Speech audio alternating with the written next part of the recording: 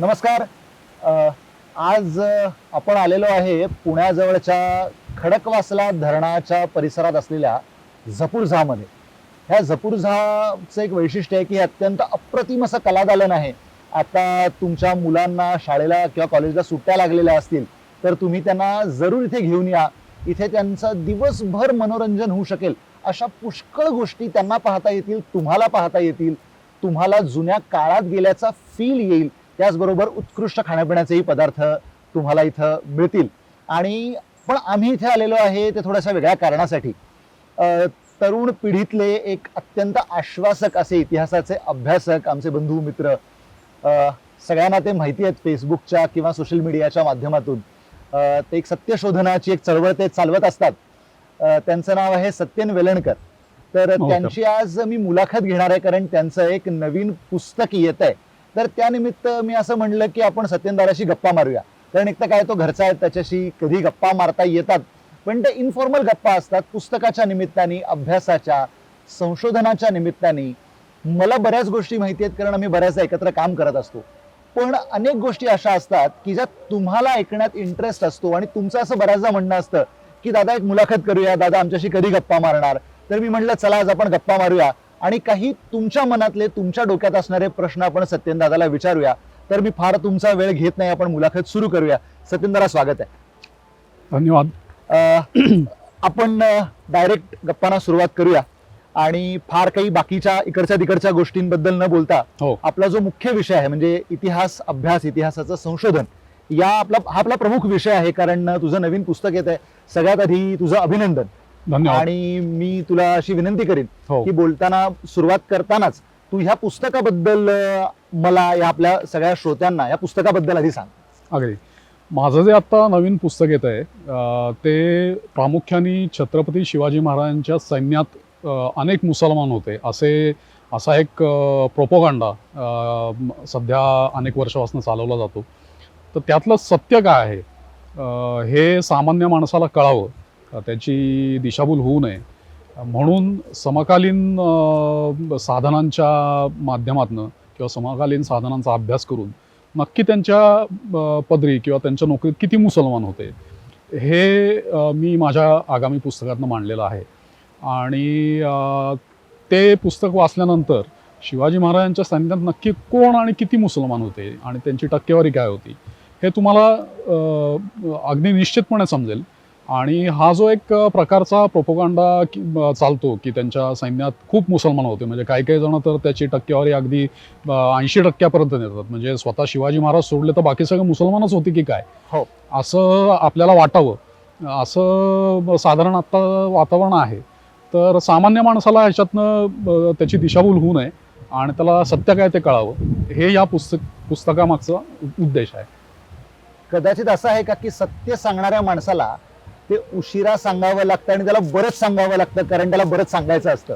हो, कसं आहे की तुम्हाला दुसऱ्या महायुद्धामध्ये गोबेल्स नावाचा हिटलरचा प्रचार प्रमुख होता.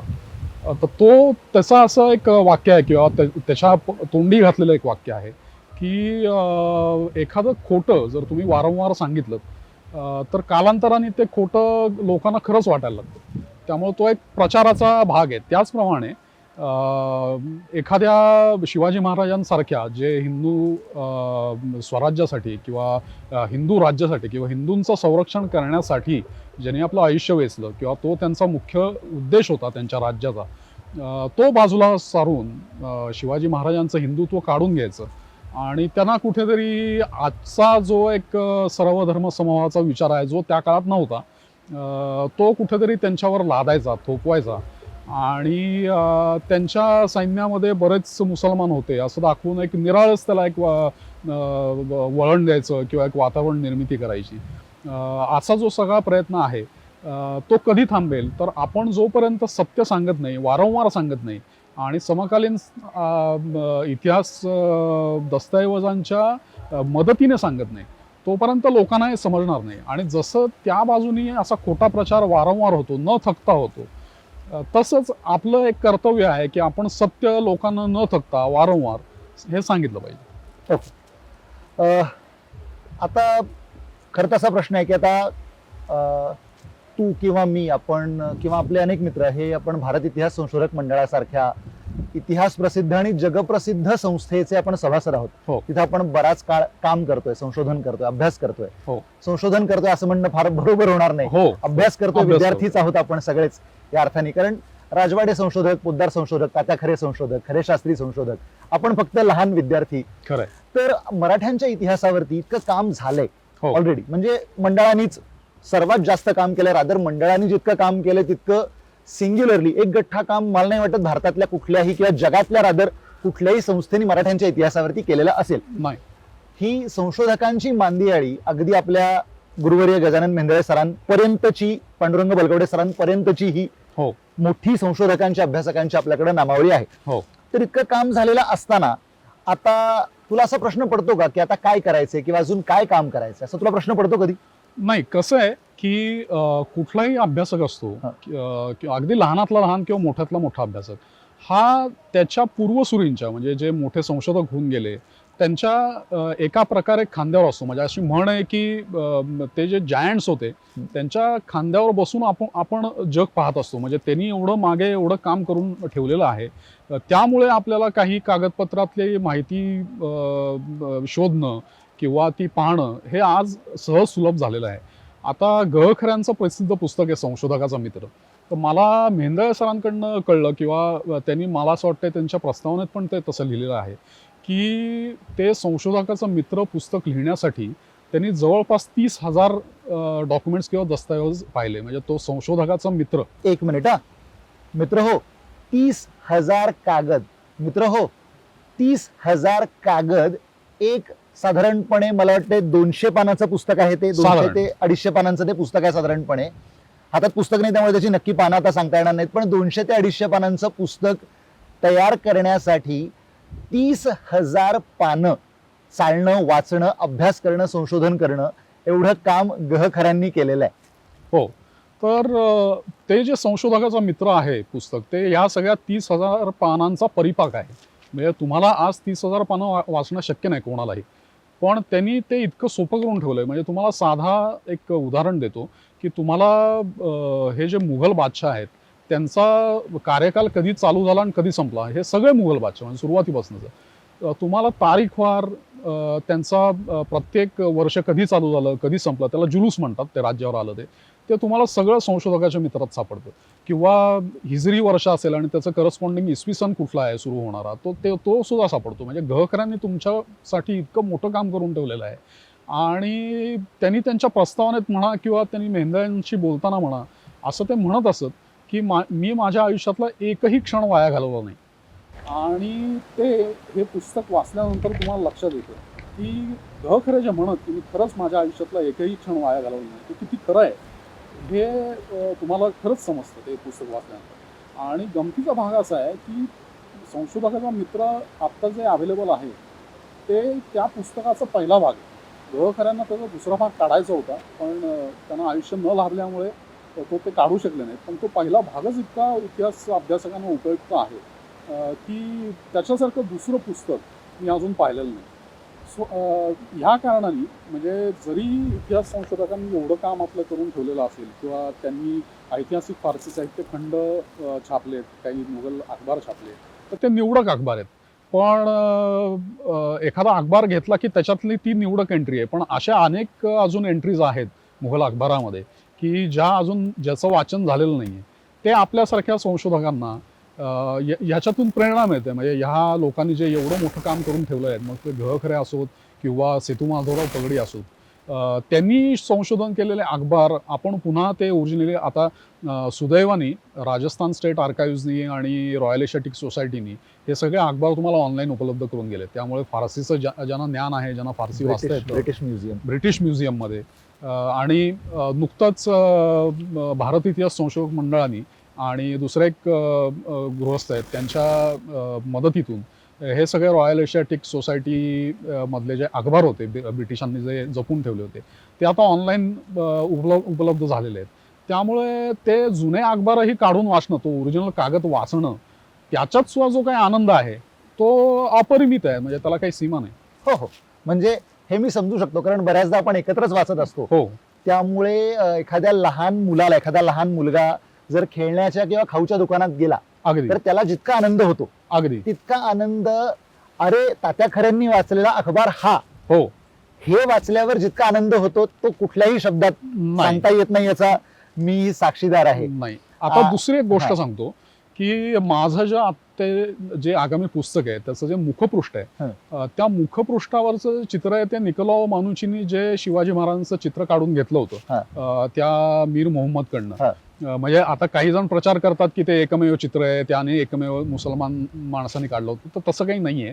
निकोलाओ मानुचीनी मुघल दरबारात काही चित्र होती प्रसिद्ध व्यक्तींची, त्यात एक शिवाजी महाराजांचंही चित्र होतं. तर त्यांनी सगळीच चित्र काढून घेतली. त्या मुघल दरबारात जी चित्र होती त्यांनी त्या मीर मोहम्मदला पैसे दिले आणि एका प्रकारे चोरून किंवा लपून छपून त्यांनी ती चित्र काढून घेतली त्या मीर मोहम्मदाकडनं. मुघल राजवाड्यामध्ये ती चित्र लावलेली होती. आणि त्याचा त्यांनी तो अल्बम तयार केला आणि त्यांनी तो ह्याला पाठवून दिला परदेशी. तो आज बिब्लिओथेक नॅशनल नावाची जी फ्रान्समधली लायब्ररी त्यांच्या ताब्यात तो आहे आणि तो आता ऑनलाईन सुद्धा उपलब्ध आहे. गमतीचा भाग असा आहे की ते जे चित्र आहे शिवाजी महाराजांचं आणि त्याच्या भोवती जी मंडळी दाखवली आहे, आजकाल असा प्रचार केला जातो की त्या मंडळींना दाढ्या आहेत त्यामुळे ते शिवाजी महाराजांच्या सैन्यातले मुसलमान सैनिक आहेत असा एक अपप्रचार केला जातो. पण त्याच्यावरती शिवाजी महाराजांवरती एक स्मारक ग्रंथ निघाला होता.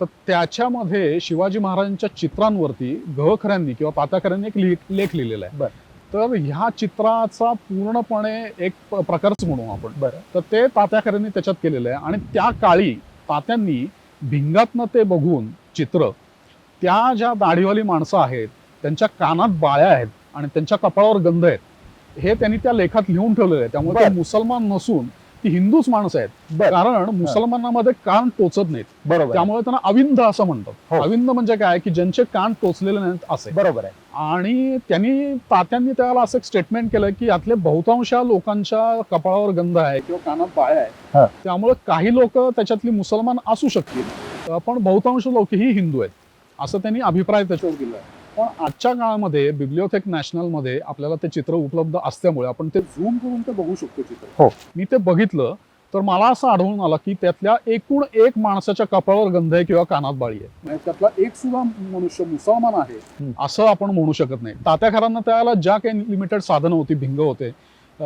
त्या साह्याने त्यांनी ते स्टेटमेंट केलं. पण आज आपल्याला हे चित्र डिजिटल असल्यामुळं आजच्या आधुनिक टूल्स वापरून ते आपण ते बघू शकतो, त्यामुळे ही गोष्ट आपल्याला लक्षात येते. म्हणजे आता तू जे म्हणालास की standing on the shoulders of the giants, absolutely हे एक्झॅक्टली तू केलंयस असं आपल्याला ह्या केसमध्ये म्हणता येईल. ॲब्सोल्युटली.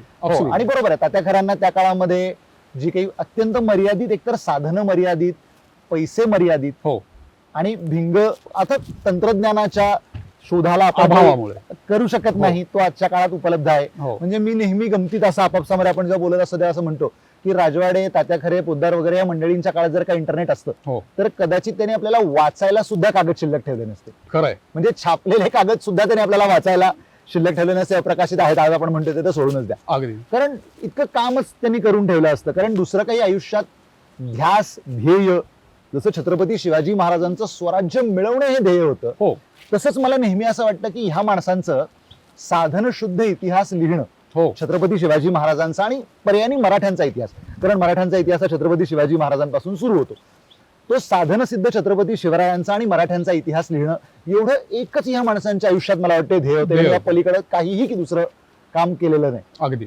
म्हणजे आपल्यासारखं जसं आपल्याला काही विद्वान, सोकॉल्ड विद्वान मंडळी आहेत जे आपल्याला वीकेंड हिस्टॉरियन्स म्हणून जी हिणवतात, जे स्वतः वीकडेला काही करत नाहीत, पण तसंही त्यांनी काही केलेलं नाही. त्यांनी वीकडे, वीकेंड असा कुठलाही भेदभाव न बघता या मोठ्या लोकांनी काम केलं. म्हणून इथं तात्याखऱ्यांची अजून एक आठवण सांगतो, जे मला मेहंदे सरांनी सांगितले. तात्याखरे ज्यावेळेला मंडात काम करत असत तेव्हा ते मंडाची शाई सुद्धा वापरत नसत, ते स्वतःची दौत घेऊन येत असत. आणि स्वतःच्या दौतीनी, स्वतःच्या शाईनी जे काय करायचं असेल ते लिहित असत, स्वतःचं संशोधन. त्यावेळेला ते मंडाची शाई देखील वापरत नसत. म्हणजे तू एक गंमत बघ, छत्रपती शिवाजी महाराजांनी आपल्याला काय दिलं तर छत्रपती शिवाजी महाराजांनी आपल्याला, आपण असं म्हणतो की नॅशनल कॅरेक्टर दिलं. राजा कसा असावा याचं छत्रपती शिवाजी महाराजांव्यतिरिक्त मला दुसरं कुठलंही चांगलं उदाहरण सांगता येणार नाही. तसं माणूस म्हणजे संशोधक म्हणून तात्या खरे तर फार थोर होते, आपली योग्यताही नाही खरं तर त्यांच्याबद्दल काही बोलावं, पण माणूस म्हणून सुद्धा त्यांचं चरित्र किती स्वच्छ आणि शुद्ध होतं याचा हा पुरावा आहे की संशोधन हे माझं काम आहे. हो. त्यासाठी मी मंडळाची शाई किंवा मंडळाची दौत, मंडळाचं पेन वापरणार नाही. जे मंडळाचं काम असेल त्यासाठी मी मंडळाची दौत किंवा शाई वापरेन, आणि माझं व्यक्तिगत काम आहे संशोधन, हे माझं व्यक्तिगत काम आहे, हो. त्यासाठी मी माझं व्यक्तिगत साहित्य सामान वापरेन. पुढे असं होतं की म्हणजे हा बऱ्याच लोकांना हा प्रश्न आहे की आता ह्या सगळ्या पूर्वजांचा ज्यांचा आपण उल्लेख करतो त्या निमित्ताने ह्या सगळ्या मोठ्या माणसांचं स्मरणही होतं, तर या कामाबद्दल आदर आहे आपल्याला, हे स्वाभाविक आहे, पण तुला असं कधी वाटतं का की ह्याच्यामुळे आपल्यावरती काही दडपण आहे, असं तुला वाटतं कधी? नाही, दडपण वाटत नाही. कारण कसं असतं की ही जी सगळी मंडळी आहेत आपली वडीलधारीच आहेत एका प्रकारे. म्हणजे आपली जी प्रेमाची माणसं असतात घरातल्या, त्यांचं कधी दडपण आपल्याला वाटत नाही. म्हणजे आपल्या म्हणजे ज्या व्यक्ती आपल्यावर प्रेम करतात किंवा ज्या व्यक्ती आपल्याला काही शिकवतात, त्यांचं काही दडपण आपल्याला वाटत नाही. त्यातनं आपल्याला त्यांच्याकडनं शिकायलाच मिळतं. त्यामुळे मला स्वतःला असं कधी असं दडपण वाटलं नाही की आपण एवढ्या मोठ्या माणसांचा कडे बघून काम करतोय तर त्यांच्या एवढं काम आपल्याला करता येईल का. काम हे शेवटी काम असतं, तुम्ही छोटं करा किंवा मोठं करा. म्हणजे कदाचित आपल्याला त्यांच्या एवढं मोठं करता येणार नाही, पण आपण त्यांच्याकडे बघून जे काही काम करतो. आणि मेंढे सर नेहमी सांगतात की माणसानी चालत राहिलं की रस्ता संपतो. त्यामुळे रस्ता कुठे म्हणजे किती लांब आहे किंवा तो आपल्याला जमेल की नाही, आवड आहे की नाही, अवघड आहे का, हे न बघता वाट चालत राहावी आणि आपोआप आपण त्या आपल्या जे काही डेस्टिनेशन असेल त्याला पोहोचतो. नाही, दडपण म्हणजे मला अशा अर्थाने विचारायचं होतं हा. की ही सगळी जी मोठी मंडळी आहेत ज्यांची आपण नावं घेतोय, हो. ही मंडळी कधीही एकही वाक्य हो. पुरावा असल्याशिवाय बोलत नसेल. हो. नो एव्हिडन्स नो हिस्ट्री, हो. हे त्यांचं एक मूलभूत तत्व होतं. हो. तर जेव्हा आपण बाहेर समाजामध्ये वावरतो किंवा बोलतो आणि हो. लोक आपल्याला विचारतात, म्हणजे आता तू प्रसिद्ध आहेस, लोक तुला ओळखतात, हो. आणि लोक तुला अनेक वेळेला संदर्भ विचारत असतात, हो. तर तेव्हा तुला असं वाटत नाही का की अरे आपण हे बोलतोय हा. याचा नक्की पुरावा आपल्या हातात आहे का किंवा आपल्याला आठवतोय का, या अर्थाने तो प्रश्न होता. हा, खरं तर आता त्याच्याविषयी मी असं सांगेन की मी नेहमी संदर्भ सांगताना लोक जेव्हा मला संदर्भ विचारतात, मला जर तो एक्झॅक्ट संदर्भ माहिती असेल तर मी सांगतो की मी अमुक अमुक पुस्तकात मी तो वाचलेला आहे आणि असं आहे. मला जर त्याच्याविषयी काही शंका असेल तर कोणी असं सांगावं की मला नक्की आठवत नाहीये पण मी बघून सांगेन, किंवा असं आहे असं मला वाटत नाही पण असेल तर मी बघून सांगेन. हे नेहमी आपली पॉलिसी ठेवावी. आपल्याला ज्या गोष्टी माहिती नाहीत किंवा ज्या गोष्टीतलं आपल्याला ज्ञान नाही त्याविषयी आपण बोलू नये. हा सर्वसाधारण काय म्हणतात त्याला कॉमन सेन्स आहे, आणि तो इतिहासाच्या अभ्यासकांनी तर तो पाळावाच की ज्या गोष्टीत आपल्याला ज्ञान नाही किंवा ज्या गोष्टीत आपल्याला माहिती नाही त्याविषयी विधानं करू नये. आणि जर का आपल्याकडे तसं नसेल तर आपण स्वतःला अभ्यासकही म्हणू नये. हा, म्हणजे हे मूळ तत्व आहे. हो. कारण आजकाल काय झालंय, समाज माध्यमांमध्ये हो. सवंगपणे बोलण्याची फॅशन झालेली आहे. हो. आणि सवंगपणे बोलणं, आणि म्हणजे मला असं कायम वाटतं की आता हे तुलाही कदाचित हा अनुभव असेल की आपण सवंगपणे बोलतो, हा तर वेडेपणाच आहे, म्हणजे चूक आहे, ह्याचं समर्थन करण्याचं कारण नाही, पण आपलं बोलणं हे खरं किंवा खोटं ठरण्याचं प्रमाण आपण जो देतो तो पुरावा असायला हवं. हो. आपल्याला किती लोक फॉलो करतात हे असायला हवं. हेही तारतम्य समाज माध्यमावर काम करणाऱ्या किंवा लिहिणाऱ्या, सवंगपणे कुठलंही विधान करणाऱ्या लोकांनी थोडा त्याचा विचार करायला हवा, असं वाटतं का तुला? खरंय. म्हणजे मी जे काही अभ्यास करतो किंवा मी जे काही लिहितो ते माझ्या आनंदासाठी लिहितो. म्हणजे मला अमुक एक फॉलोअर्स मिळावेत, तसं खरं तर इतिहास संशोधकाची किंवा इतिहास अभ्यासकाची अपेक्षा सुद्धा असता कामा नये. त्यांनी स्वतःसाठी किंवा समाजासाठी काम केलं पाहिजे, आणि कुठल्याही प्रकारचे सोशल मीडियावरती फॉलोअर्स मिळावेत किंवा 4 जणांनी आपल्याला ओळखावं म्हणून काम करू नये. म्हणजे आता तुम्ही ज्या प्रकारे काम करता ते जर चांगलं असेल, ते जर लोकांना आवडलं तर आपोआपच तुम्हाला लोक ओळखायला लागतात, तुम्हाला फॉलो करतात. पण हे बाय प्रोडक्ट आहे, म्हणजे इतिहास अभ्यासकांनी त्याच्यासाठी काम करू नये. आता बघ, आता काय आहे, तुझ्या बाबतीत ही गोष्ट बऱ्याचदा होते, असं माझं स्वतःचं निरीक्षण आहे किंवा अनेकांचं निरीक्षण आहे की एखादा माणूस काही सवंगपणे बोलला इतिहासावरती, विशेषतः मराठ्यांच्या इतिहासावरती, कारण मराठ्यांच्या इतिहासावरती आपल्या सगळ्यांचं प्रेम आहे, आपल्या प्रेमाचा अत्यंत जिव्हाळ्याचा, जवळपास तो आपल्या घरचा विषय असल्यासारखंच आपलं प्रेम आहे. तर कुणी सवंगपणे बोललं तर तू त्यांना सप्रमाण ठोकून काढतोस, म्हणजे अगदी स्पष्ट शब्दात सांगायचं तर त्याच्यामध्ये आपला अभ्यासाचा बराच वेळ किंवा आपली ऊर्जा खर्च होते. आणि ती आपल्याला सत्कारणी म्हणजे आपल्या अभ्यासात किंवा संशोधनामध्ये लावता येत नाही असं तुला कधी वाटतं का? मला असं वाटतं, म्हणजे माझा बराच वेळ जातो याच्यामध्ये. म्हणजे माझे आता एक मोठं प्रोजेक्ट चालू आहे टॅवरनियरच्या पुस्तकाचं, ते अनेक वर्ष मी करतो. आणि माझा स्वतःचा व्यवसाय हा पूर्ण वेळ इतिहास अभ्यासाचा किंवा संशोधकाचा नाही. त्यामुळे मला नोकरी सांभाळून किंवा हे करूनच हे सगळं करावं लागतं. आणि वेळप्रसंगी अशी काही ज्याला हे येतात, म्हणजे प्रसंग येतात किंवा कोणीतरी काहीतरी खोटं पसरवतं, त्याला सप्रमाण त्याला खोटं सिद्ध करावं लागतं किंवा लोकांची दिशाभूल होऊ नये म्हणून आपल्याला काही पुरावे द्यावे लागतात. त्याच्यामध्ये बराच वेळ जातो हे सगळं शोधून काढण्यामध्ये, ते मांडण्यामध्ये. पण गोष्ट अशी आहे की हे कोणीतरी केलं पाहिजे. म्हणजे कोणी जर ते केलं नाही, म्हणजे कसं असतं की अ stitch in time saves nine अशी एक इंग्रजीत म्हण आहे.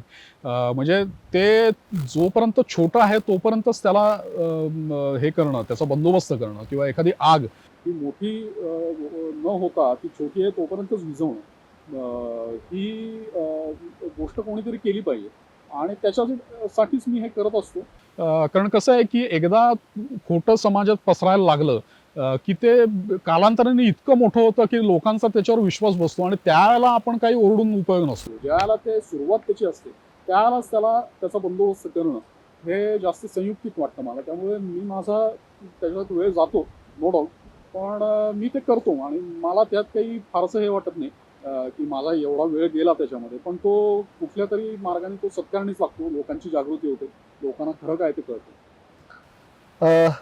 हे सगळे जेव्हा तू लिहितोस तेव्हा म्हणजे मला असं वाटतं की फक्त तू माझं नाव सत्यन वेलणकर हो आणि माझ्या जन्मदाखल्याचा हा पुरावा, बहुधा एवढंच तू लिहित नसावास. हो, बाकी तू मला वाटतंय जे वाक्य लिहितोस हो, त्या प्रत्येक वाक्याला तू पुरावा देतोस हे आम्हाला माहितीये. म्हणजे त्यात काही प्रश्न सगळ्यांनाच आता हे जवळपास माहितीये की सत्यन वेलणकर कुठलीही गोष्ट बोलतील किंवा लिहितील तर त्याचे धडधडीत एक 4 तरी पुरावे ते किमान सांगू शकतील, तेव्हाच ते एखादी गोष्ट बोलतील किंवा लिहितील. हो. हे आता तुझं स्टँडर्ड झालंय, हे तुझं रेप्युटेशन झालंय. हो. तर असं करताना जे काही अडथळे येतात, म्हणजे अनेकदा पुस्तकं उपलब्ध होत नाहीत, कागदपत्र उपलब्ध होत नाहीत, किंवा बऱ्याचदा असं असतं की अरे मी ना 10 वर्षापूर्वी ही गोष्ट वाचली होती, त्याच्या नोट्स माझ्याकडे आहेत, पण आता एक्झॅक्ट मला तो उतारा बघायचा आहे तर ते पुस्तक माझ्याकडे अवेलेबल नाही, किंवा अशा ज्या काही प्रॉब्लेम्स होतात, असे मोठे लेख लिहिताना विशेषतः हे जे अडथळे येतात ते तू कसे पार करतोस?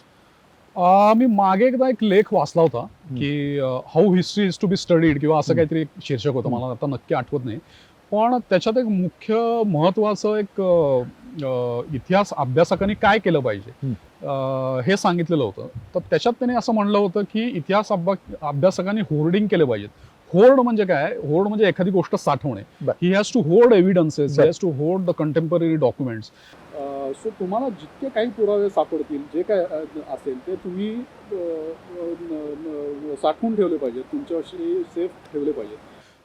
त्या पुराव्यांचा आज तुम्हाला उपयोग होईल असं नाही, पण ते केव्हा तरी अशी पुढे वेळ येईल की ते पुरावे तुम्हाला नक्की उपयोगी पडतील. तर तो एक आर्टिकल वाचल्यानंतर मला एक खूप चांगला धडा मिळाला माझ्या स्वतःच्या अभ्यासामध्ये की जे काही पुरावे सापडतील मला त्यावेळेला मी ते माझ्याकडे कुठल्या ना कुठल्या स्वरूपात ते साठवून ठेवतो.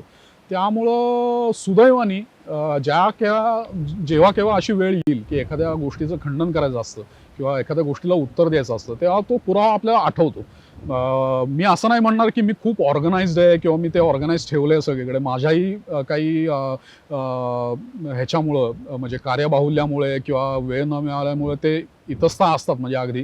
पण मला एक सुदैवाने वरदान मिळालेलं आहे की मला वाचलेली गोष्ट किंवा ते आपण कुठे ठेवली आहे ती पटकन आठवते. त्यामुळे ते पुरावे शक्यतो मी म्हणजे माझ्याकडे असतात साठवलेले.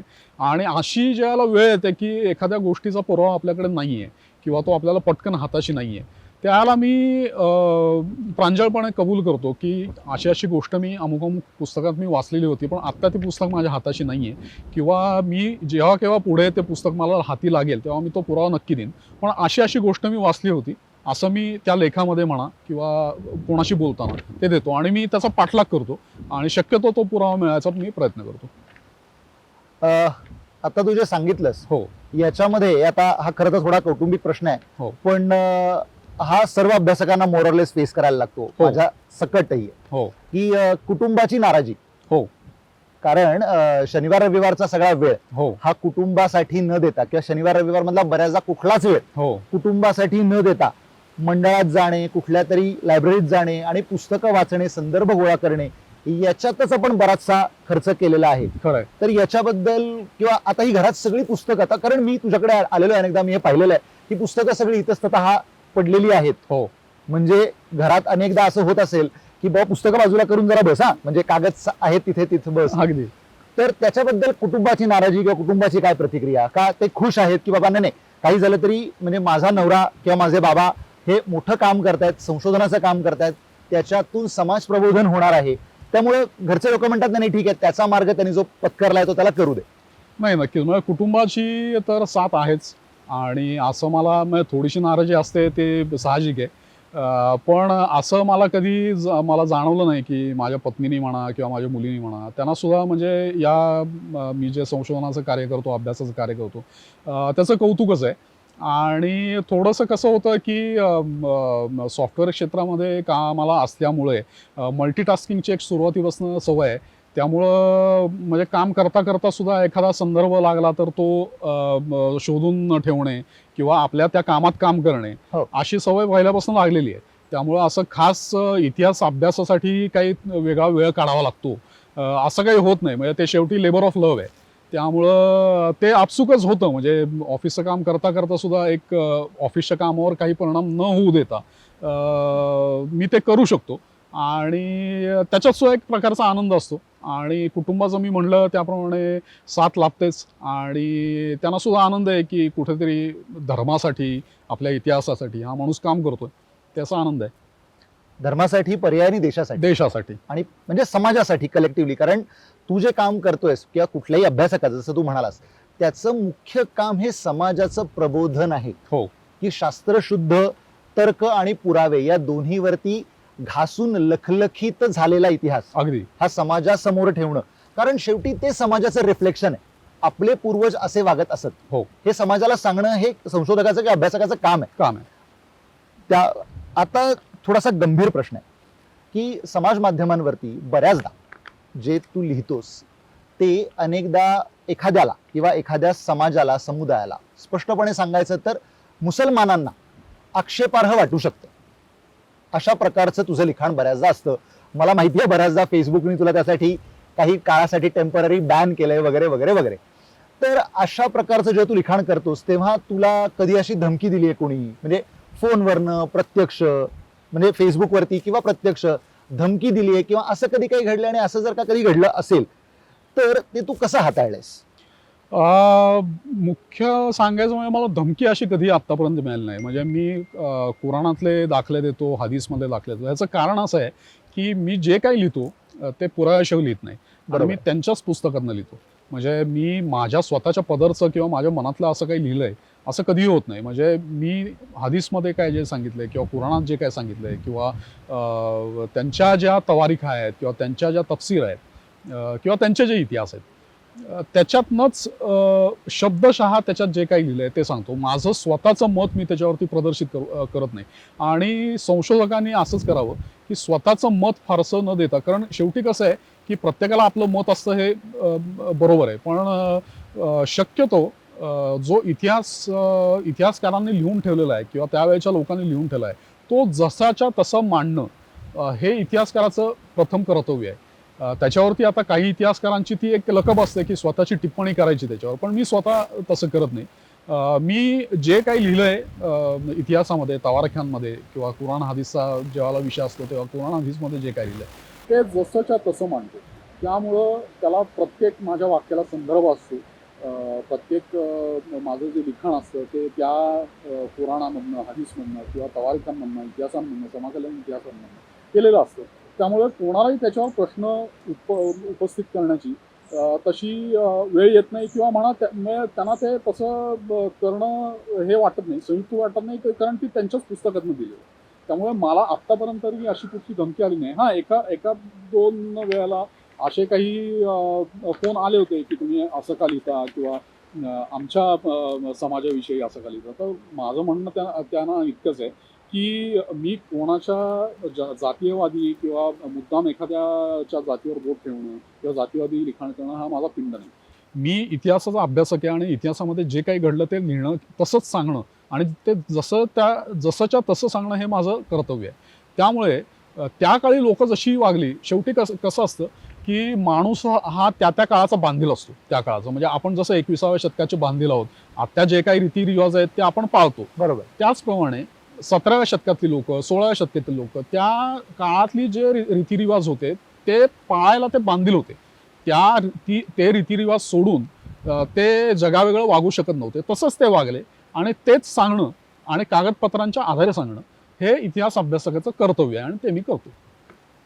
हा अत्यंत महत्वाचा मुद्दा तू सांगितलास. याचं कारण असं आहे की कधीही, कारण प्रत्येक काळातली, जसं तू म्हणालास तसं आहे, कारण त्याचमुळे असा मुद्दा आहे की प्रत्येक काळातली परिस्थिती वेगळी, आव्हानं वेगळी. हो. म्हणजे आजच्या काळातल्या, आजच्या चष्म्यानी हो. छत्रपती शिवाजी महाराज सेक्युलर होते असं म्हणणं, हो, हा वेडेपणा आहे. अगदी अगदी. तसं छत्रपती शिवाजी महाराजांच्या बद्दल हो. त्यांचे चिरंजीव छत्रपती संभाजी महाराज हो. किंवा अन्य त्यांचे समकालीन लोक म्हणजे कवींद्र परमानंद गोविंद नेवासेकर हो. यांनी जे लिहिलंय हो. तेच प्रमाण मानलं पाहिजे आपल्याला. हो. म्हणजे जर का छत्रपती संभाजी महाराज शिवाजी महाराजांबद्दल जे लिहितात हो. ते ऑब्व्हियसली बरोबर आहे. ह्याचं कारण त्यांनी त्यांना प्रत्यक्ष बघितलंय, तू किंवा मी हो. त्यांना पाहिलेलं नाही. हो. एक सूक्ष्म तुम्हाला हा. गोष्ट सांगतो या हा. ठिकाणी, म्हणजे मला ही मेंदळे सरांकडनंच कळली आहे की कुठली ऐतिहासिक व्यक्ती असो, म्हणजे शिवाजी महाराज असो किंवा त्या काळातली कुठली किंवा कुठली तुम्ही ज्या कोणत्या ऐतिहासिक व्यक्तिरेखेचा अभ्यास करता त्या व्यक्तिरेखेला तुम्ही हाडामासाचं पाहिलेलं नसतं. बरोबर आहे. तर मग आपण त्यांच्याविषयी कसं जाणून घेतो किंवा ती व्यक्ती कशी होती हे तुम्हाला कसं कळतं? तर त्या काळातली जी डॉक्युमेंट्स आहेत, त्या काळातले जे दस्तऐवज आहेत, त्या काळातल्या लोकांनी ज्यांनी त्यांना प्रत्यक्ष पाहिलंय, ते जे प्रोजेक्टर प्रमाणे तुम्हाला एक प्रकारचं चित्र तुमच्या भिंतीवर प्रोजेक्ट करतात त्या माणसाचं, त्या चित्रामधनं तुम्ही त्याला ओळखत असता आणि त्या डॉक्युमेंट्समधनं तो माणूस कसा तुम्हाला दिसतो हे तुम्ही इतिहासाच्या अभ्यासामध्ये पाहत असता. एखाद्यांनी जर असं म्हटलं की शिवाजी महाराज आत्ता तुम्ही सांगताय तसे नव्हते, तर burden of proof is on his head or on his shoulder, की त्यांनी तसं दाखवलं पाहिजे समकालीन कागदपत्रांमधनं की नाही, तुम्ही जे सांगताय शिवाजी महाराज असे नव्हते आणि त्याला हा पुरावा आहे. तर कुठल्याही ऐतिहासिक व्यक्तिमत्वाला जाणण्याकरता आपल्याला एकच पर्याय उपलब्ध आहे, तो म्हणजे त्याच्या समकालीन लोकांनी त्याच्याविषयी जे काही लिहून ठेवलंय किंवा त्याच्या समकालीन दस्तऐवजांमधनं तो माणूस आपल्याला कसा दिसतो हे पाहणं, कारण आपण प्रत्यक्ष त्याला पाहिलेलं नसतं.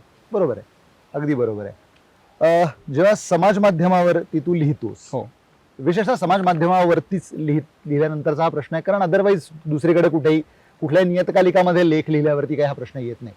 तर ते लिहिलेलं कधी बदल, कुठल्याही कारणाने बदल, हो, असा आजपर्यंत तुला कुठल्याही व्यक्तीचा, हो, संस्थेचा कधी फोन आलाय किंवा त्यांनी तुला सांगितलं, असं कधी घडलंय?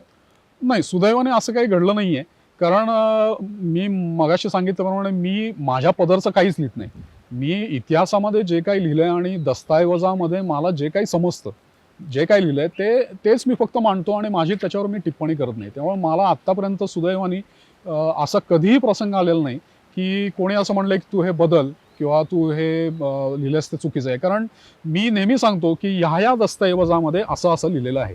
म्हणजे सत्येन वेलणकर काही सांगतात असं मी माझ्या ह्याच्यामध्ये कधीही लिहित नाही. तो माणूस, त्या वेळेचा समकालीन माणूस काय लिहितोय हेच माझ्या लेखाचा मुख्यत्वे करून विषय असतो. आपले पूर्वसुरी आणि आपल्या पूर्वसुरींपासून आपण जे लिहितो, समाजाचं प्रबोधन करण्याचा आपापल्या मार्गाने प्रयत्न करतो, याच्यामुळं काही सकारात्मक बदल झालाय, लोक सुधारलेत आणि लोक बरोबर लिहायला लागलेत आता, काही अंशी का असे ना. म्हणजे एक अगदी मी म्हणतो पूर्वी जे 100%च सवंग लिहित असत, त्यात एक 25-30-40% तरी पुराव्याने बुवा लिहायला लागलेत, तू सांगितल्यामुळे किंवा तू त्यांना मार्ग दाखवल्यामुळे. असं काही सांगता येईल तुला, असं कोणी आहे? मी असं म्हणणार नाही की मी मार्ग दाखवल्यामुळे किंवा मी खूप मोठा नाहीये. मी अगदी लहान अभ्यासक आहे आणि मीच माझ्या पूर्वसुरींवर किंवा माझ्या गुरूंवर या सगळ्या म्हणजे संदर्भासहित लेखन करण्याचा मी त्यांच्याकडे बघून हे सगळं शिकलेलो आहे किंवा करतो. त्यामुळे मी असं कधीही म्हणणार नाही की माझ्यामुळे लोक लिहू लागले. अनेक इतिहास संशोधक आहेत जे संदर्भाशिवाय लिहित नाहीत किंवा संदर्भ नसेल तर काही लिहित नाहीत. तर अशा लोकांचे आपल्या समाजावर किंवा इतिहास अभ्यासकांवर खूप खूप मोठ्या उपकार आहेत. आणि हे इतिहास संशोधक किंवा ही माणसं जशी जशी किंवा त्यांचं लेखन जसं जसं पुढे येईल तसं तसं लोक जास्तीत जास्ती या पद्धतीने लिहिण्यावरती उद्युक्त होतील की आपण पुराव्याशिवाय काही लिहायचं नाही किंवा सवंग काही लिहायचं नाही. तर हे ऑब्व्हियसली आपलं काम आहे सांगणं की पुराव्याशिवाय तुम्ही काही लिहू नका, पण त्याचं श्रेय आपण आपल्याकडे घेता कामा नये. कारण मी जसं सांगितलं की गहखऱ्यांनी एक छोटं पुस्तक लिहिण्यासाठी 30,000 दस्तऐवजांचा अभ्यास केला. तेवढी आत्ता आपली कपॅसिटी नाही किंवा आपली तेवढी पात्रता नाही.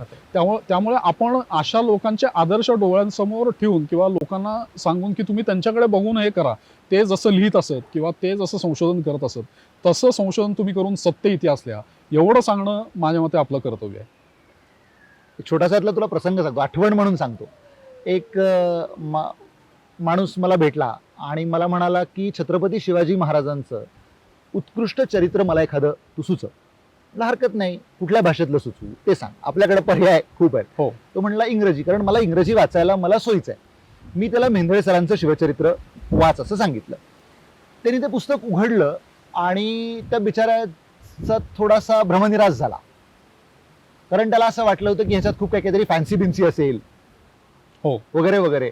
तर बिचारायला त्याला असं काहीच सापडे ना त्याच्यात. हो. बरं, अडचण अशी झाली की आता हे तुला माहितीये, मला माहितीये, किंवा ज्यांनी मेंदळे सरांचं शिवचरित्र इंग्रजी किंवा मराठी कुठलंही हो. वाचलेलं आहे त्याला माहितीये, अनेक वेळेला असं होतं की वरती एकच ओळ आणि खाली पूर्ण पानभर टिपा असतात.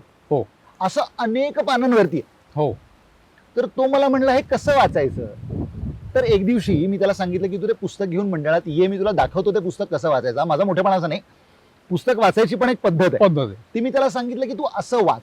हो. तो म्हणला अरे पण हे कधी होणार. तर मी त्याला विचारलं की तुला त्याच्यावर परीक्षा द्यायची आहे का. हो. हो. अभ्यास कर, मला पुस्तक लावलंय किंवा 6 महिन्यात ते पुस्तक वाचून मला पूर्ण करायचं आणि मला परीक्षा द्यायची. म्हणलं, मी त्याला सांगितलं की तू रोज 2 ओळी वाच. हो. काहीही घाई नाहीये. अगदी. मुद्दा हा आहे की तुला सप्रमाण योग्य छत्रपती शिवाजी महाराजांची माहिती मिळाली पाहिजे. हो. हा माझा तुला हे सांगण्याचा हेतू आहे. तू निवांत वाच. त्याच्यानंतर तो मनुष्य मला एक 6-8 महिन्यांनी पुन्हा भेटला. त्यांनी मला हे सांगितलं की मी ते वाचलं बरं का, मी ते पूर्ण पुस्तक वाचलं. अर्थात मी काही त्याची परीक्षा घेण्याचा प्रश्न नव्हता. त्यांना सांगितलं की मी ते पूर्ण पुस्तक वाचलं. आता माझा त्यांचा मुलगा 12-15 वर्षाचा आहे, आता तो ते पुस्तक वाचतोय. अच्छा. आणि त्यांनी सांगितलं की बाबा बरं झालं तुम्ही हे पुस्तक घरी आणलं.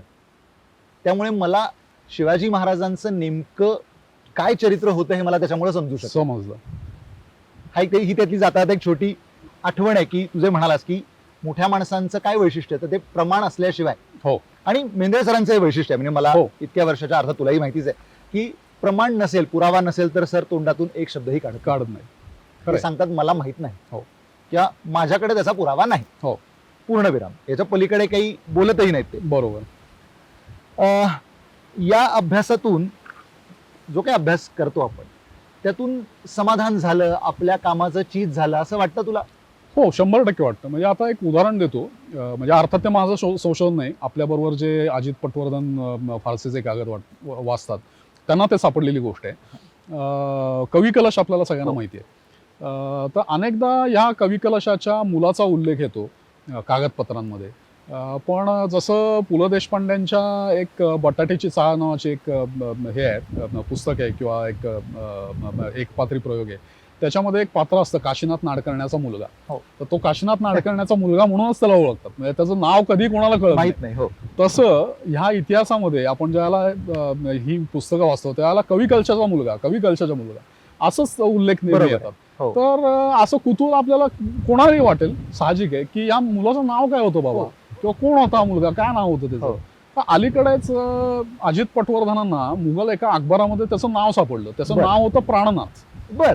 तर कवी कलशाच्या मुलाचं नाव प्राणनाथ होतं हे कळणं, ही किती मोठी गोष्ट आहे, प्रचंड मोठी गोष्ट आहे. हा. हो. तर अशा प्रकारचे जे म्हणजे हे समाधान एक प्रकारचं देऊन जातात ना, की आपल्याला माहिती आहे बाबा कवी कलशाचं मुलाचं नाव प्राणनाथ होतं हे आपल्याला माहिती आहे. बरोबर. तर अशी बरीच कागदपत्र आहेत ज्यातनं खूप इंटरेस्टिंग माहिती आहे. आणि असं काही हाती लागल्यानंतर आपल्याला जो आनंद होतो तो त्याचं शब्दात वर्णन नाही करता येणार, किंवा त्याचं मूल्यही आपल्याला म्हणजे अमूल्य आहे ते. हो, प्रश्नच नाही. म्हणजे आपलाच एक मित्र मनोज जाणी, तो जेव्हा पानिपतचं काम करत होता, म्हणजे आपण जेव्हा ते सगळं वाचत होतो त्यावेळेला सुद्धा आपल्याला ज्या काही अनेक नवीन गोष्टी समजल्या हो पानिपतच्याच संदर्भातल्या, हो किंवा रोहित सहस्रबुद्धे जो आपला मित्र आहे, हो तो जेव्हा मासिर आलमगिरीचं फारसीतून मराठी अनुवाद करत होता किंवा मुघल हो. ऍडमिनिस्ट्रेशनचं काम करत होता, तेव्हाही कदाचित त्याचा हा अनुभव असेल किंवा आपणही ते थोडंफार हो. वाचलेलं आहे. किंवा आपण जो रिसेंटली पेपर वाचला छत्रपती संभाजी महाराजांच्या शेवटच्या काळामधला, हो भले ती घटना म्हणून अत्यंत दुःखद आहे, हो म्हणजे याबद्दल काही दुमत असण्याचं कारण नाही.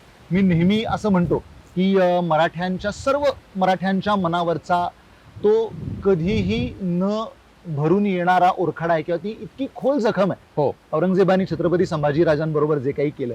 पण माहिती म्हणून, नवीन माहिती म्हणून तुला असं वाटतं की त्याच्यामुळं तुला समाधान मिळालं की अरे आज आपल्याला हे नवीन कळलं? हो निश्चितच निश्चितच. म्हणजे कसं असतं की मी एक सेतू माधवराव पगडींचं एक पुस्तक आहे मुघल दरबारची बातमीपत्र, तर त्याच्यामध्ये एक सुरुवातीला प्रस्तावामध्ये त्यांनी दिलं होतं की त्यांना बरेचसे मुघल अखबार मिळाले आणि नेमका संभाजी महाराजांच्या जो शेवटी निर्घृण हत्या करण्यात आली त्याचा कागद नेमका वाळवीने खाऊन टाकला होता असं सेतू माधवराव पगडीने लिहिलं. तेव्हा मला मनातनं असं वाटलं की नियतीनेच कदाचित मराठ्यांना त्या दुःखात म्हणजे त्या जखमेवरची खपली परत निघू नये म्हणून कदाचित ते नियतीने केलेली एक योजना असेल की तो कागद सुद्धा वाळवीने खाऊन टाकला. तर अशा सुद्धा काही इंटरेस्टिंग काही नोंदी आपल्याला वाचायला मिळतात या मोठ्या इतिहासकारांच्या कामामधनं. आणि ज्याला आपल्याला तो कागद मिळाला जवाबी त्या आलमगिरीमधला आणि त्यातनं काही नवीन माहिती उघडकीला आली तर निश्चितच समाधान वाटतं की आपल्याला अजून एक जे काचांचे तुकडे आहेत ते आपण जोडले आणि त्या जोडलेल्या म्हणजे एक प्रकारचं जिक्सॉ पझल असतं ते की त्यातले तुकडे इतस्ता विखुरलेले असतात आणि त्या विखुरलेल्या तुकड्यांमधला एक तुकडा आपल्याला मिळाला आणि एक मोठं पिक्चर जे आपण पाहायचा प्रयत्न करतो ते अजून स्पष्ट झालं त्या कारणामुळे, असं निश्चितच वाटतं आणि त्याचा आनंद होतो. या अनुषंगाने विचारतो की आपण मोडी वाचतो, फारसी हो. वाचतो किंवा, तर तुला काय वाटतं की ह्या लिप्या किंवा या भाषा हो. या शिकणं हो. हे अभ्यासकासाठी किती महत्वाचं आहे? कसं आहे की फारसी म्हणा किंवा मोडी म्हणा ही टूल्स आहेत. म्हणजे इराणमधल्या प्रत्येक माणसाला फारसी येतं, बरोबर पण आहे, तो काही इतिहासकार नसतो. लहान मुलाला सुद्धा फारसी येतं, मातृभाषा आहे. मातृभाषा आहे. तर ही टूल्स आहेत म्हणजे इतिहास शिकण्याची, म्हणजे ती निश्चितपणे आवश्यक आहेत. पण फारसी शिकलं किंवा मोडी शिकलं म्हणजे इतिहास येतो असं नाही. इतिहासासाठी म्हणजे इतिहास समजण्यासाठी तुम्हाला तारतम्य लागतं, लॉजिक लागतं, त्या त्या परिस्थितीचा तुम्हाला विचार करायला लागतो. भाषा ही फक्त माध्यम आहे, म्हणजे त्या वेळचे दस्तऐवज तुम्हाला वाचता येणं याचा निश्चितच उपयोग होतो. पण ती भाषा शिकली म्हणजे तुम्हाला इतिहास येत नाही. त्यासाठी बऱ्याच गोष्टी लागतात ज्या तुम्हाला मोठ्या मोठ्या इतिहासकारांचे जी कामं आहेत, त्यांनी लिहून ठेवलेल्या गोष्टी आहेत, त्यांनी लिहून ठेवलेल्या आठवणी आहेत, त्या वाचून तुम्हाला तुमच्यामध्ये ते गुण येतात किंवा त्यांच्या सान्निध्यामध्ये राहिल्यानंतर त्यांचं काम पाहिल्यानंतर त्या गोष्टी तुम्हाला शिकायला मिळतात. त्यामुळे फक्त एखादा जण म्हणला की मला मोडी येतं आणि उद्यापासून मी मोठा इतिहासकार आहे किंवा मला फारसी येतं आणि मी उद्यापासून एक मोठा इतिहासकार आहे, तसं होत नाही.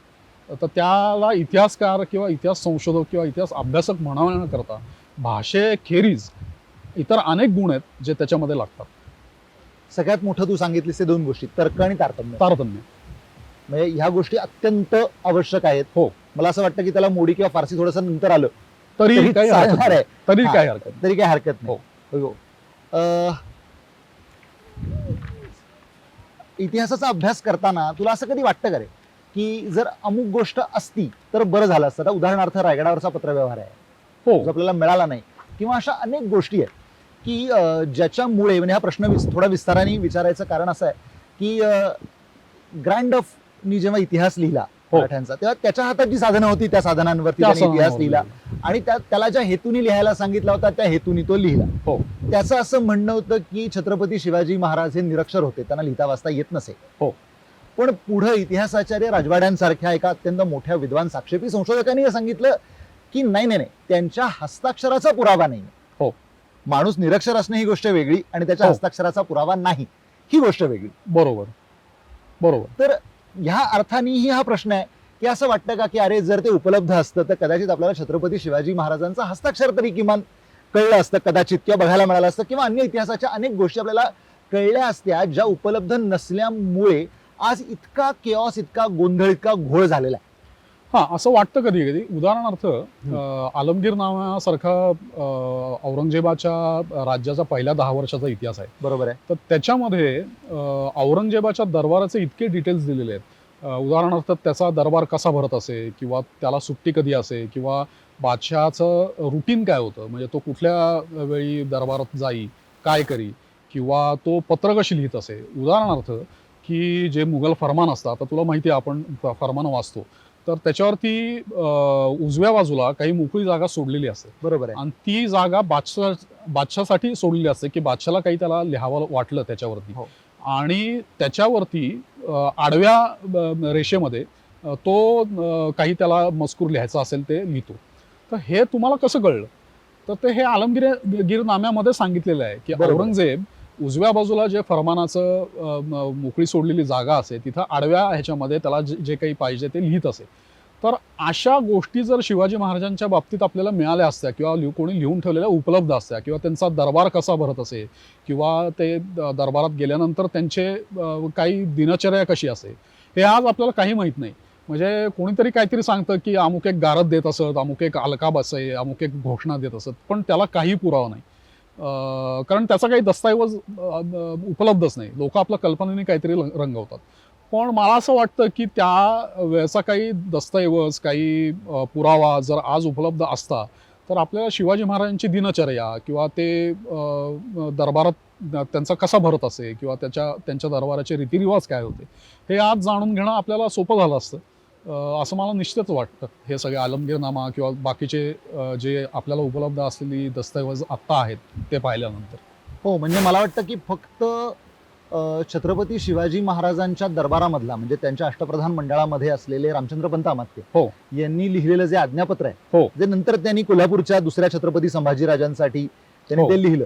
मला वाटते छत्रपती शिवाजी महाराजांचे विचार काय असतील किंवा हो. कसे असतील हेचं रिफ्लेक्शन असणारं मला वाटतंय कदाचित ते त्या काळातलं एकमेव मला वाटतं ते डॉक्युमेंट आहे जे सर्व्हाइव्ह हो. झालं असं कदाचित हो, म्हणता येईल. म्हणता येईल. आणि म्हणून मी तुला तो प्रश्न विचारला. हो. त्याचा मुळातलं हेच कारण होतं की रामचंद्र अमात्यांसारखा अत्यंत विद्वान पहिल्या प्रतीचा कर्तबगार मनुष्य हो. अष्टप्रधान मंडळाचा, मला वाटतं छत्रपती शिवाजी महाराजांच्या प्रधानांपैकी त्यांचा मला वाटतं तो सगळ्यात लाडका मला वाटतं तो माणूस असावा. हो. असं मला नेहमी त्यांच्याबद्दल दुसरा एक माणूस वाटतं. होता, आता ज्यांच्याविषयी बरीच राळ उठवली हा. जाते लोकांकडनं, हा. ज्यांना काही इतिहासातलं माहिती नसतं, अण्णाजी दत्तो. हम्म. तुम्ही जर इंग्रजांचा पत्रव्यवहार पाहिलात, हा. तर त्याच्यामध्ये प्रत्येक ठिकाणी अण्णाजी दत्तोंना शिवाजी महाराजांचा अत्यंत जवळचा माणूस, अत्यंत प्रिय माणूस, बर. अत्यंत लाडका माणूस असं म्हटलेलं आहे हो. त्याच्यामध्ये. आणि हे समकालीन दस्तऐवजांमधनं आपल्याला कळतं. हो. आत्ताच्या लोकांना त्याविषयी काही माहीत नाही, किंवा त्याचं काही गांभीर्य नाही, ही गोष्ट सोडून द्या. पण अशा प्रकारे म्हणजे आपल्याला ही समकालीन दस्तऐवज वाचल्यानंतर आपल्याला कळतं की कोण माणसं कशी होती. आणि पुन्हा हेच असतं, आपण जे काय म्हणजे आजही आता बऱ्याचदा बोललो किंवा जे नेहमी आपण बोलत असतो तेच आहे की आजच्या चष्म्यातून त्या काळातल्या लोकांकडे बघणं हा सगळ्यात मोठा आपल्यात निर्माण झालेला दोष आहे. हो. की म्हणजे अनेकदा टीव्हीवर, म्हणजे आता तूही पाहत नाहीस मला माहिती आहे, हो. मी पाहत नाही ते, परंतु लेखकाला असं वाटतं की ही मंडळी असं बोलत असतील. हो. हे सगळं भाव्यप्रयोगात चाललेलं असतं. अगदी अगदी. की अमुक माणूस अशुद्ध का बोलत असेल, तुला काय माहिती, हो. असं मला नेहमी त्या लेखकांना असा प्रश्न विचारावा अगदी वाटतो अगदी की तुला काय माहिती, तू कधी त्यांना बघितलंयस, अगदी. तू कधी शिवाजी महाराजांना पाहिलेस, तू कधी सईबाईंना पाहिलेस, तू कधी आऊसाहेब जिजाऊंना पाहिलेस, तू कधी शहाजीराजांना पाहिलेस, कुणालाही तू पाहिलेलं नाहीस. मग ती माणसं मुळात समज असं एक वादापुरतं धरून चल की ती माणसं घरात कदाचित संस्कृत बोलत असतील, आपल्याला काय माहिती. आता यावरनं मला एक मेंदळे सरांनी सांगितलेला प्रसंग आठवतो. त्यांना एकदा एका माणसाने असं विचारलं की का हो अफजल खानाला शिवाजी महाराजांनी कसं मारलं. तर मेंदळे सरांनी सांगितलं की शिवभारतात असं लिहिलंय हा. की तलवारीने मारलं म्हणून. बरोबर आहे. तर तो माणूस त्यांना परत म्हणला, अहो मी ते विचारत नाही, कसं मारलं, कटारीने मारलं, वाघनखाने मारलं. पुन्हा मेंदळे सरांनी सांगितलं की शिवभारतामध्ये असं लिहिलेलं आहे की त्यांनी अमुक एक पद्धतीने त्याला मारलं. तो माणूस म्हणला की अहो मी तुम्हाला ते विचारत नाहीये, त्याला कसं मारलं. त्याला मेंदळे सर असं म्हणले की अहो मी त्याला नव्हतो तिथे. साहजिकच आहे, आपण कोणीही तिथं नव्हतो. बरोबर आहे ना. आपल्याला त्या वेळच्या माणसाने जे लिहून ठेवलंय हो ना, ते वाचूनच आपल्याला त्याचं इंटरप्रिटेशन करावं लागतं हो. की शिवभारतकार असं लिहितो किंवा त्यावेळेचा माणूस पत्रलेखक असं लिहितो की अमुक अमुक प्रसंग असा असा घडला. बरोबर आहे ना. आपण कोणीही तिथं स्वतः हजर नव्हतो. छे चान्सच नाही. हो.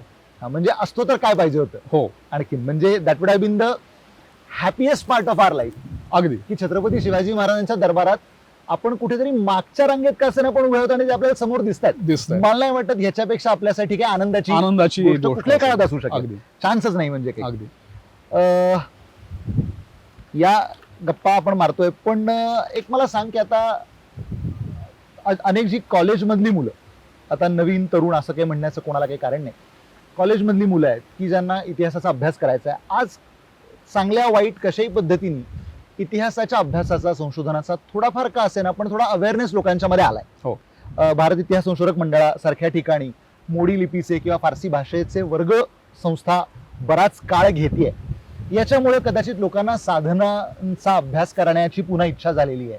तर याच्यामध्ये ज्या लोकांना येऊन काम करायचंय त्यांना काय वाटतं, एक मोठा भाऊ म्हणून त्यांचा, अशा अर्थाने म्हणूया आपण, तू आतापर्यंत तू इतकी वर्ष जे काही काम करत आलायस त्याच्यातनं तुला ज्या काही गोष्टी समजल्या संशोधनाच्या संदर्भातल्या, तर काय सांगशील तू त्यांना, काय असं? मी एवढं सांगेन की सुरेंद्रनाथ सेनांचं एक प्रसिद्ध वाक्य आहे, it is an axiom of historical investigation that no historian or no authority however great is more reliable than his sources. म्हणजे इतिहास संशोधनातला एक महत्त्वाचा नियम असा आहे की इतिहासकार, मग तो कितीही मोठा असो, त्याची किंमत केवढी, तर त्यांनी दिलेल्या पुराव्या एवढी.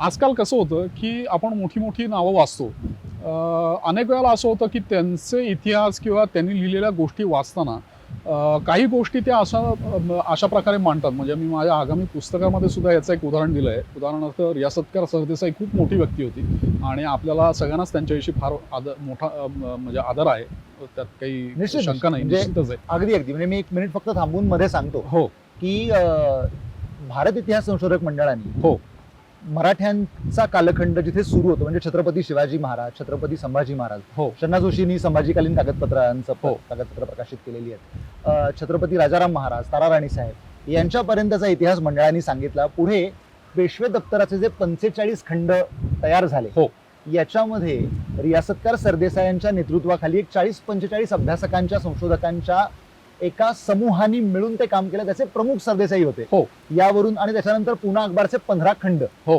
आणि ज्या काळामध्ये इंग्रजांचं भारतावर राज्य होतं, अशा काळामध्ये हो कारण शेवटी मराठ्यांचा इतिहास, पुढे तो पेशव्यांचा, म्हणजे हा सगळा मराठ्यांच्या इतिहासाचा कालखंड आहे. हो. कारण इंग्रज स्वतः 1803 साली असं सांगतात की हे हिंदुस्थानचं राज्य हो आम्ही मराठ्यांकडनं घेतलंय. हो बरोबर आहे, असं हो. तेच सांगतात. हो. म्हणजे माझं काही म्हणणं नाही, त्यांनी हो. मुघलांकडनं घेतलेलं नाही.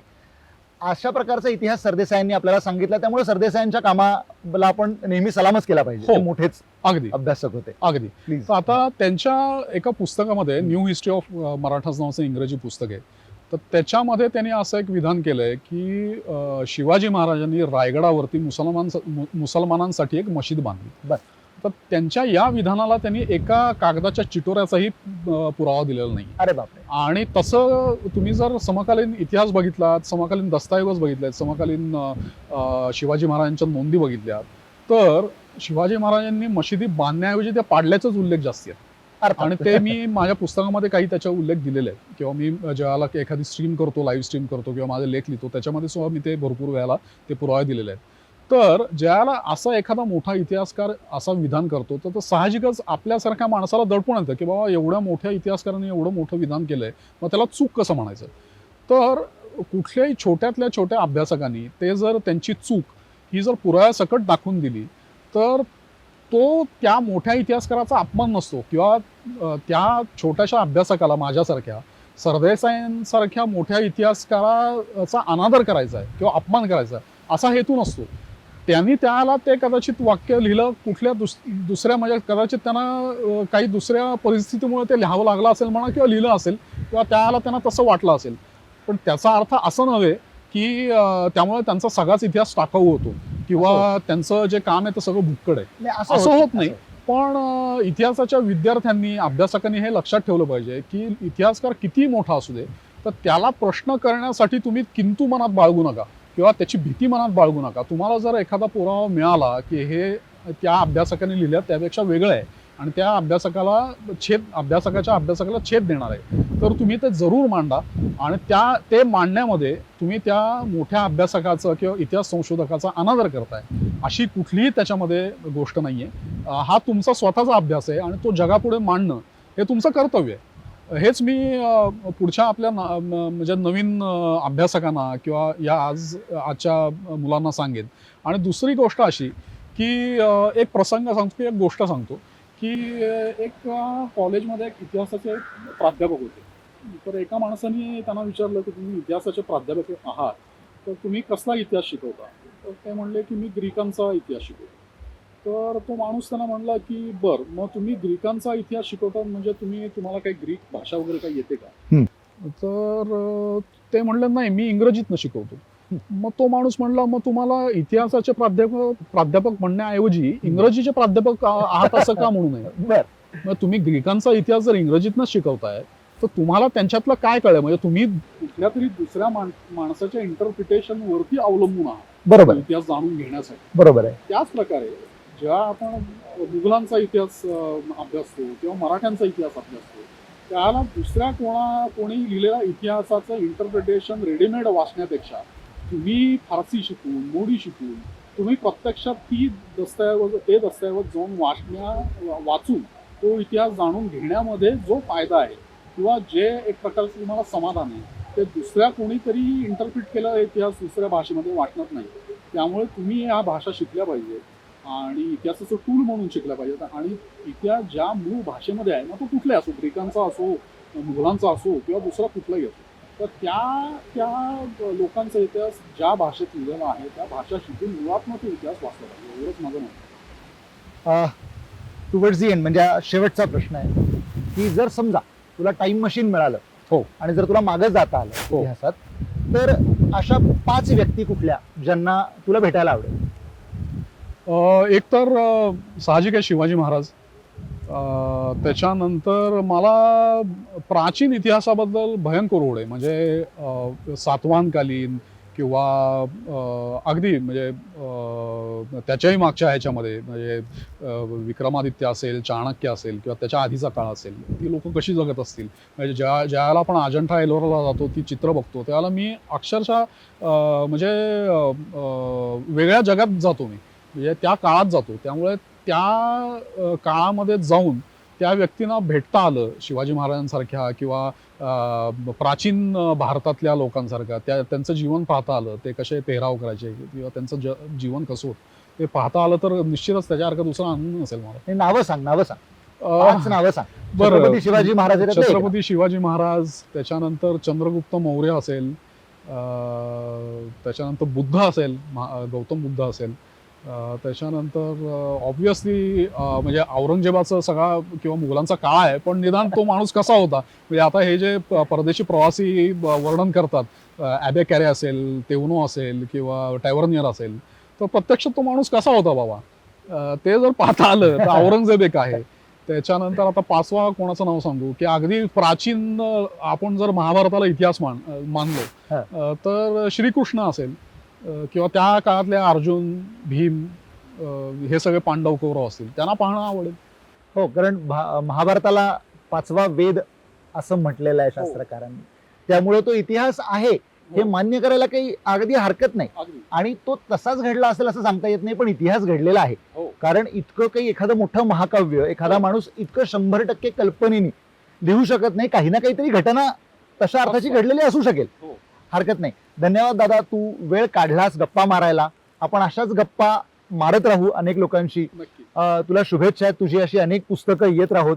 तू असं सत्यशोधन करत राहा, आम्ही कायम आहोतच तुझ्या बरोबर. तुम्हाला ही मुलाखत कशी वाटली हे तुम्ही आम्हाला कमेंट्समध्ये जरूर सांगा. आणि कुठल्या आणखीन अभ्यासकांच्या मुलाखती मी घ्याव्यात असं तुम्हाला वाटतं हेही मला जरूर कळवा. आणि माझं चॅनल being_historian हे जर तुम्ही सबस्क्राईब केलं नसेल अजून, तर जरूर सबस्क्राईब करा. आपण पुन्हा एका नवीन अभ्यासकाबरोबर, संशोधकाबरोबर आपण निश्चित पुन्हा एकदा भेटूया. आणि जाता जाता पुन्हा ही जागा, हा व्हेन्यू आम्हाला उपलब्ध करून दिल्याबद्दल जपूरझाच्या सर्व टीमचे, जपूरझाचे जे मालक आहेत अजित गाडगीळ सर, या अजित गाडगीळ सरांचे आम्ही अत्यंत आभारी आहोत. धन्यवाद. धन्यवाद. नमस्कार.